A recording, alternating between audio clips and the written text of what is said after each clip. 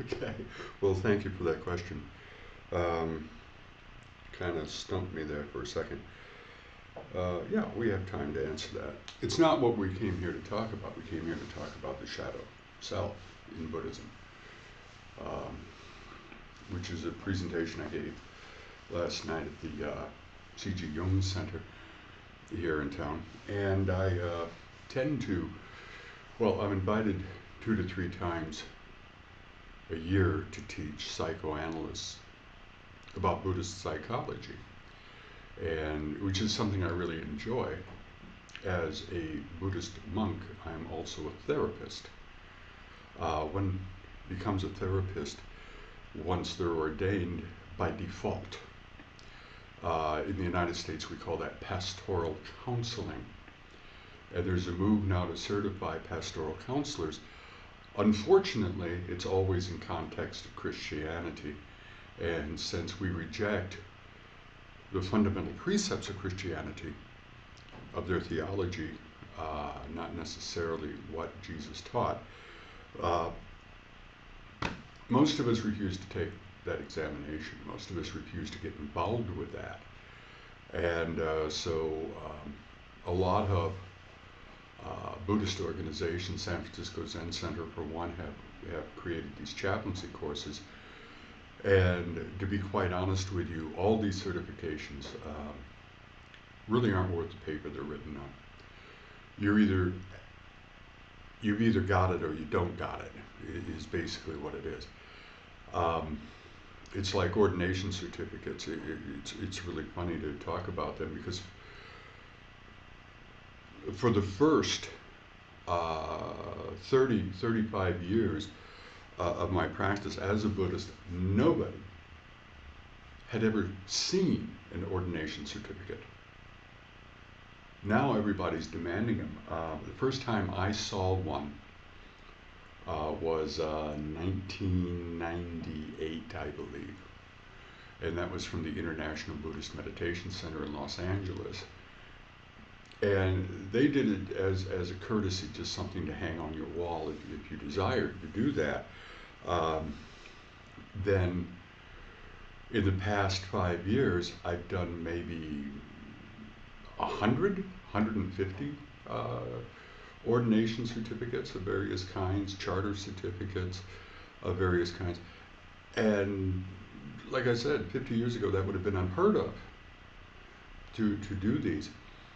It's like the question that we had this morning about lineage. What does that even mean? Lineage. The great master Atisha, who basically instigated Lam Rim, he created a format called Lam Rim, Stages of the Path, for Tibetan Buddhists. He had 140 teachers at least during his lifetime. So what lineage was he? Oh, who cares? Yeah, you said that they had the person had asked you what lineage, and you responded Hongaku, and their head exploded, right? Oh, okay, it didn't explode; it just sort of turned red. Yeah, lineage is an interesting thing because half the time people talk about lineage or ask you about lineage, they don't know what they're talking about or what they're asking. They're trying to find out who your teachers were, who taught you, because that's your lineage. And if they are a real pain in the ass, then they'll ask who your teacher's teacher was. I don't know. Half the time, I don't know. Half the time, I don't care. I have never asked a teacher of mine what their lineage was. Now, the other times somebody might be asking about your lineage, they're asking you what school of Buddhism you adhere to. And then if you say Madhyamaka or Yogacara or something like that, their heads explode again because that is a school. And what they really want to know is what sect you belong to. And this gets really iffy because The third thing you have to dump when you enter the path is adherence to rites, not adherence to, but reliance on rites and rituals. And being a member of a sect categorizes you, puts you in a box, you self-identify with it. Aha, the first thing you were supposed to get rid of was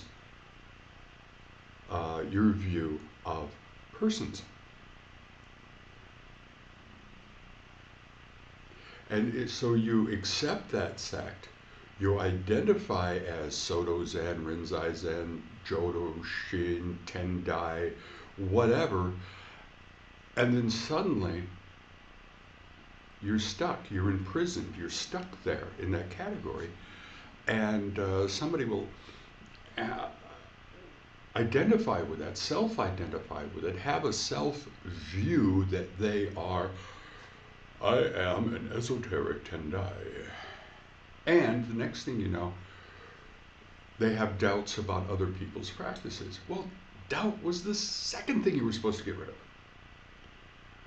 So as soon as you latch on to a sect, and you say, this is my lineage, you've entrapped yourself in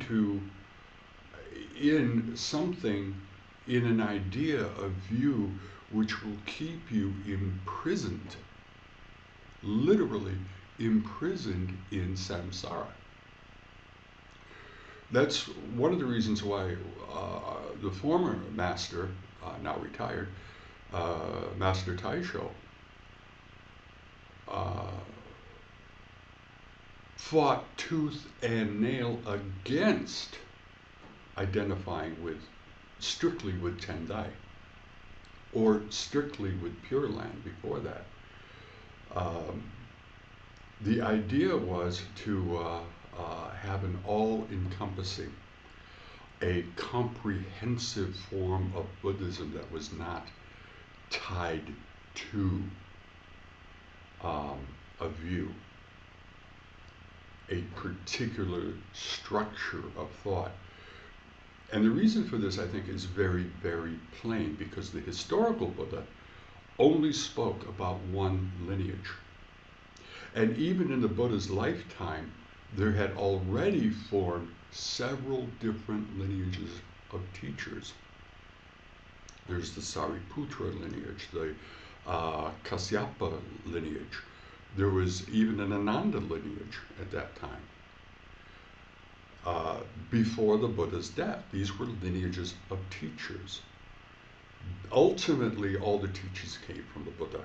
So when the Buddha speaks about lineage, he only mentions one, Gotra Bu, the change of lineage, where we no longer self-identify with our parents, our family, our political citizenship, our political affiliations, our romances, our desires, our obsessions. We identify ourselves as a son or daughter of the Buddha. And this is the only lineage that matters, because lineages can be very constricting. And people ask me about my lineage, well, or might ask you, and they have, I know, what is your teacher's lineage? What are you going to tell them? I was ordained by Ajahn Chah in 71. I'm a follower of the teachings of Ajahn Lee. I was trained by and ordained by the Pure Land people. Ogui gave me teachings. Master Shin Kung gave me teachings. In Soto Zen, I was ordained. Technically, I suppose I'm a Roshi now. In Tendai, I was ordained. What do I name? Suzuki, Katagiri, Tasagara, Sakura, the Dalai Lama, who also trained me, and Lama Yeshe before him, who gave me teachings and ordination. Do I list all of these people? This is my lineage? No. My lineage comes from the Buddha. It does not come from an individual. My particular school that resonates most with me is quite often Tendai. Tendai resonates with me. After all, I was ordained in Tendai. I have a Tendai title. But it doesn't resonate with me 100% of the time. Because as a practicing Buddhist, I am not required to agree with all the teachings that come from people. I'm not even required to agree with all the teachings that come from the Buddha. I am only required to accept those teachings and practices that are karmically skillful, that will lead me to something like enlightenment. It's the only thing I'm required to understand. It is very, very, very helpful to accept the teaching on rebirth and karma. I mean, if we don't, what's the point? But what do we mean by rebirth? Do we mean I die and I come back later? Well, that's impossible. That's called reincarnation, which assumes that there is a solid inner core that moves from lifetime to lifetime to lifetime. And the Buddha poo-pooed that idea and opted for rebirth. Well, a very easy way to think about rebirth is a change of mind. Every time Mui, Sensei Mui, or Jari Mui, whatever you want to call it, Shaku Mui, which is the name I actually prefer. Whenever Shaku Mui, which means a disciple of Shakyamuni, by the way. Whenever Shakyamuni has a change of mind, say, right now I want some of this delicious coffee, yummy. And then I want to start talking about the middle way school. That's two different Shakyamunis. One died and another was reborn. A change of mind. The Shakyamuni that has an itch on his leg and scratches is different than the Shakyamuni that has an itch on his head and scratches. That's a rebirth. It's a rebirth of the desire to scratch and itch. Whenever I become angry, that is a rebirth of anger. And it's these things, these emotions of anger, of disproportionate emotional investments that we call passion, these are the things that we're trying not to get reborn. How does adhering to a particular sect advance the cause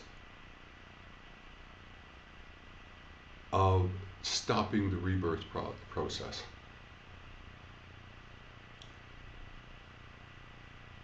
Yes and no. Yes, it does. Yes, it doesn't.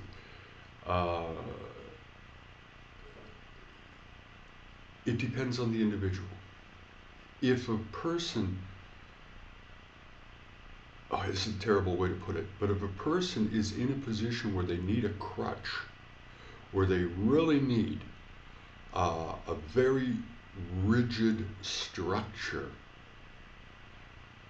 and a particular kind of a teaching in their lifetime right now, then adherence to a sect and a particular lineage of people is a good thing. Because every once in a while, we all need crutches. And a sect is merely a crutch to help you go on. Teaching lineages are a little bit different than sectarian lineages. A teaching lineage.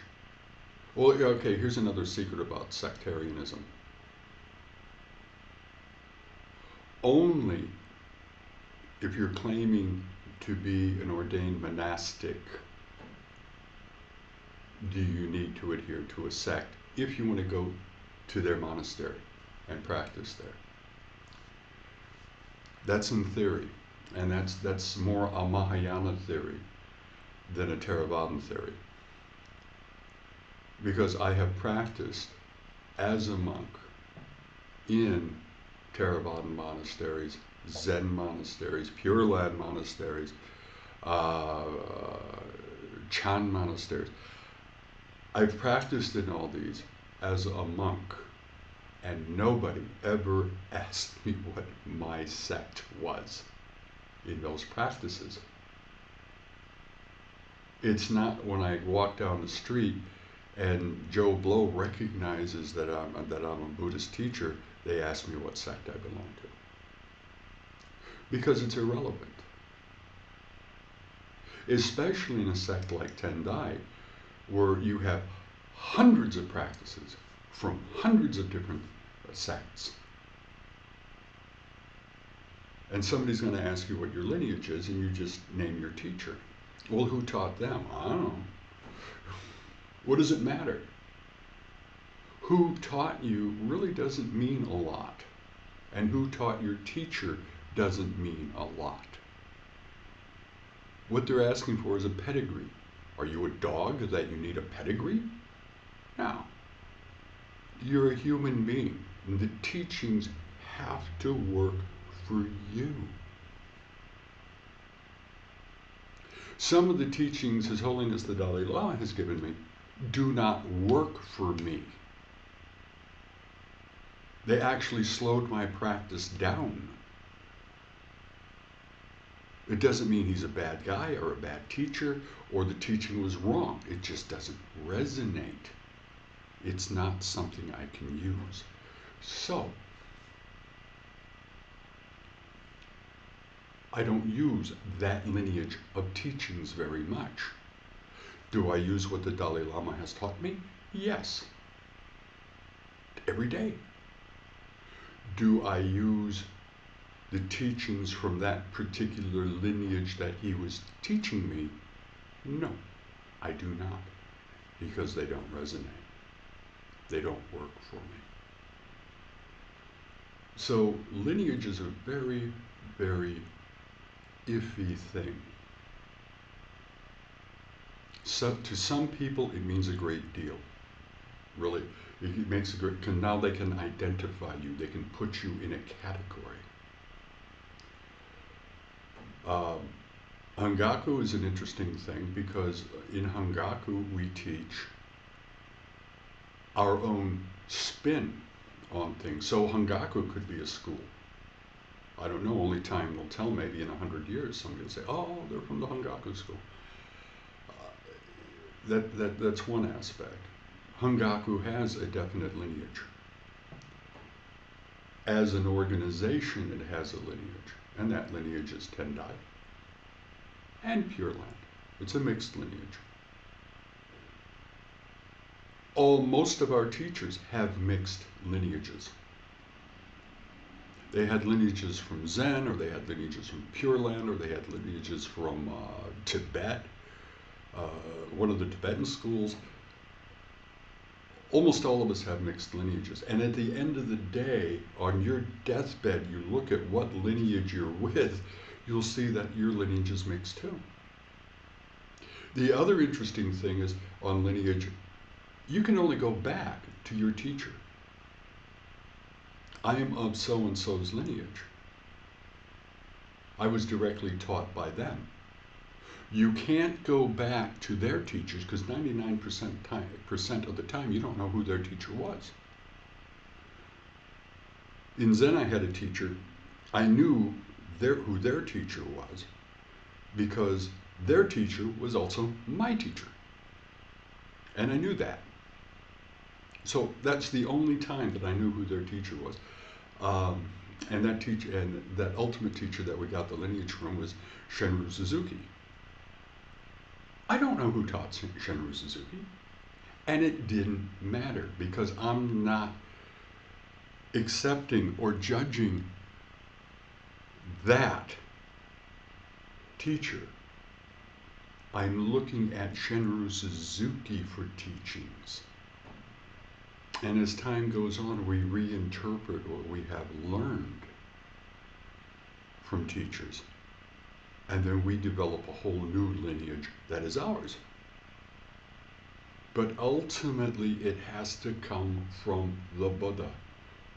And that's why if you go to the Hongaku website or my blog spots, any one of my blog spots, you'll see where I have fully rejected some very precious Mahayana teachings because, and only because, they are not cohesive. They are not fundamentally the teaching of the Buddha. They are teachings from someplace else that contradict the Buddha. And we don't have to accept those. Sometimes we do if they work within the context of our lives. Sometimes we do that. There's no harm in adding a little Taoism. There's no harm in adding a little Shintoism. There's no harm in adding a little Bon or a little yoga. There's no harm in that. It doesn't mean that you're giving up on your lineage. It doesn't mean that you're abandoning Buddhism. What it means is that you're bringing a practice in that helps you at this time. Does any of that make sense? Good. Now we can go to the topic of the day. Why don't we turn this off